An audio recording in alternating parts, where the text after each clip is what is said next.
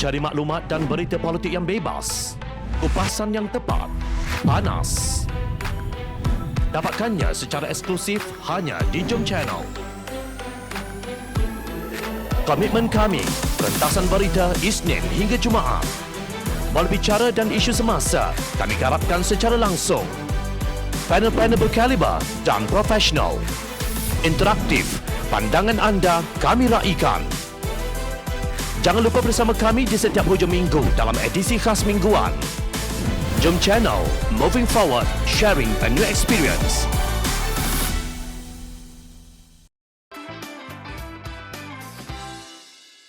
Bangsa Johor benar-benar perlu bangkit. Sementara perbicaraan berhubung kes One Malaysian Development Berhad (1MDB) sedang berjalan di Mahkamah Malaysia dan Amerika Syarikat, Presiden Bersatu Tan Sri Mahyadin Mat Yassin dan bekas Presiden UMNO Datuk Seri Najib Razak terus berbalah. Mereka berdua diketahui umum saling salah menyalahkan antara satu sama lain. Masing-masing dilihat cuba menonjolkan seolah-olah mereka yang betul, kata Ahli Parlimen Sepang Pakatan Harapan Muhammad Hanifah Maidin. Namun kata Hanifah, fakta yang perlu dipertimbangkan dalam menilai senario ini ialah mereka sama-sama mengkhianati mandat rakyat pada pilihan raya umum ke-14 lalu. Bukankah kedua-dua mereka dan parti mereka masing-masing boleh bersama dan bersetuju sebulat hati membentuk dan membina sebuah government tebuk atap yang tidak pernah diberikan mandat rakyat bagi menjatuhkan dan meranapkan kerajaan sah Pakatan Harapan yang dibina dengan mandat rakyat yang sah pada 9 Mei 2018 melalui pilihan raya? Soal ahli jawatankuasa pimpinan Amanah Nasional itu, Hanifah menemplak mereka yang telah bertindak menghalang kerajaan Pakatan Harapan daripada menyempurnakan mandat rakyat. Tidak perlu diragukan lagi mandat rakyat yang diberikan kepada kerajaan PH adalah bagi tempoh 5 tahun dan bukannya hanya 22 bulan.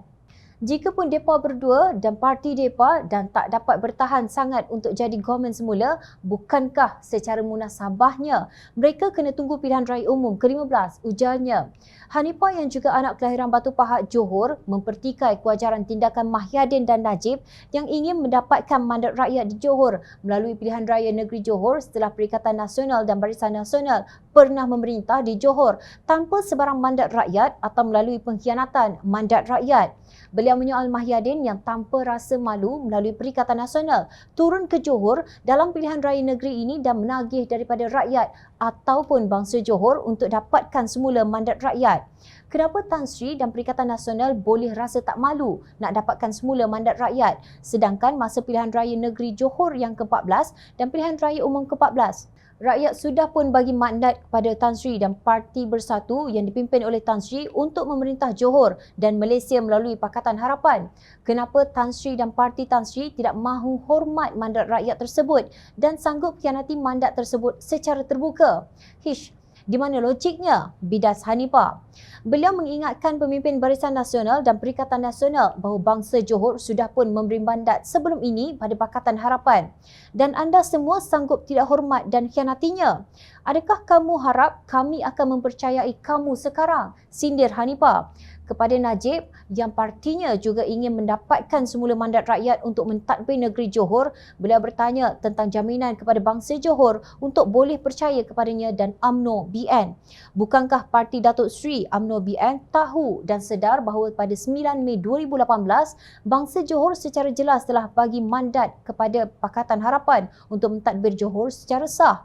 Kenapa parti YB yang tak pernah hormat mandat suci kami tersebut? Soalnya, beliau turut mempersoalkan bagaimana Najib dan Barisan Nasional boleh bersubahat dengan Mahyadin dan Perikatan Nasional untuk membentuk kerajaan tebuk atap dengan menepikan begitu sahaja mandat rakyat yang diberikan kepada Pakatan Harapan.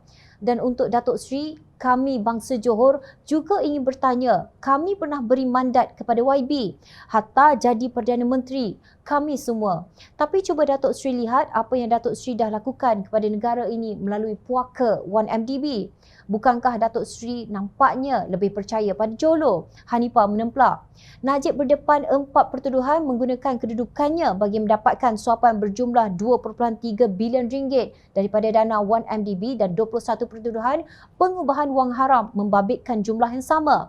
Empat pertuduhan adalah di bawah Seksyen 23 Kurungan 1 Akta Suruhanjaya Pencegahan Rasuah Malaysia SPRM, sementara 21 pertuduhan di bawah Akta Pencegahan Pengubahan Wang Haram dan Pencegahan Pembiayaan Keganasan 2001. Najib juga didakwa menggunakan kedudukan beliau sebagai Perdana Menteri ketika itu untuk mengarahkan pindaan dilakukan terhadap laporan akhir pengauditan 1MDB sebelum dibentangkan kepada Jawatankuasa Kira-kira Wang Negara PAC untuk mengelak sebarang tindakan diambil terhadapnya.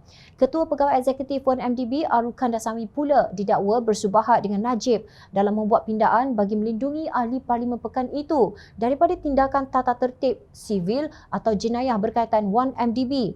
Mereka didakwa mengikut Seksyen 23 Kurungan 1 serta 24 Kurungan 1 Akta Suruhanjaya Pencegahan Rasuah Malaysia SPRM yang memperuntukkan hukuman penjara sehingga 20 tahun dan denda 5 kali ganda nilai suapan atau RM10,000 mengikut mana lebih tinggi jika sabit kesalahan.